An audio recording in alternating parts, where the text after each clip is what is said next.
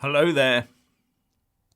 So after all that Remainer hoo-ha about the Boris Johnson Brexit prorogation of Parliament, we'll see Parliament being prorogued next week anyway.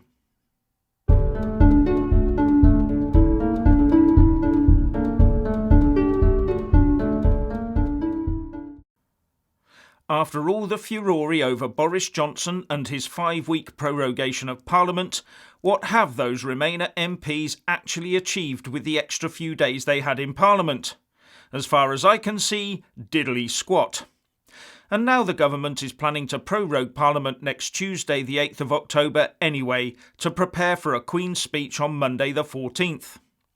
So taking the conferences into account, what has all that legal shenanigans done other than muddy the UK constitutional pool and make a lot of lawyers very rich? This new prorogation of just a few days is also now being called into question, with BBC political correspondent Nick Eardley reporting that already, however, opposition parties have raised concerns. A source told the BBC that Boris Johnson was trying to avoid Prime Minister's questions and parliamentary scrutiny. My response would be, I've watched some of the BBC Parliament coverage over the last week or so, and all I ever see are a dozen or 20 MPs sat in that house debating.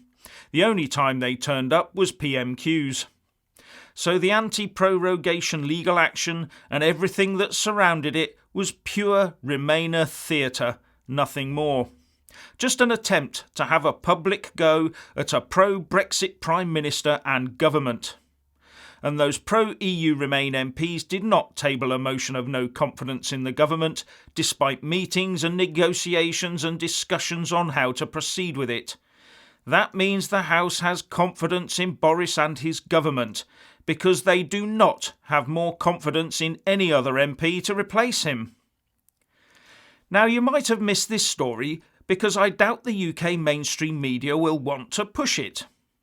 The World Trade Organization has given the USA permission to slap tariffs on the EU as a punishment for illegal EU aircraft subsidies, reports Reuters. The report says, the United States on Wednesday said it would slap 10% tariffs on European-made Airbus planes and 25% duties on French wine, Scotch and Irish whiskies. This marks the end of a 15-year-long legal battle, and the end result is that the US plans to impose annual tariffs on $7.5 billion worth of EU goods. US Trade Representative Robert Lighthizer said, finally, after 15 years of litigation, the WTO has confirmed that the United States is entitled to impose countermeasures in response to the EU's illegal subsidies.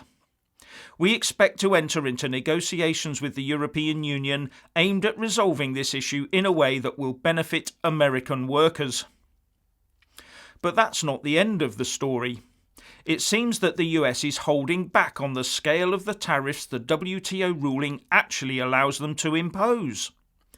It is thought that the US wants to do this to get the EU to the negotiating table, and the United States Trade Representative said, the US has the authority to increase the tariffs at any time or change the products affected. USTR will continually re-evaluate those tariffs based on our discussions with the EU.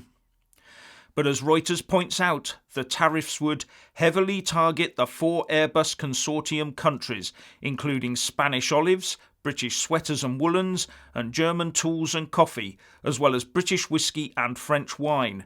Cheese from nearly every EU country will be hit with 25% tariffs, but Italian wine and olive oil were spared, along with European chocolate. But should there be any economic fallout from this for the UK, we all know where the finger of blame will be pointed, don't we? And it won't be pointed at the EU for these illegal aircraft subsidies, will it? No, somehow Brexit will be put in the frame. The sooner we're free from these dangerous Eurocrats, the better. Anyway, what do you think? Please share and comment, and thank you for watching. Please do like and share this video, and also subscribe to my channel. And when subscribing, please do remember to press on the little bell next to the subscribe button.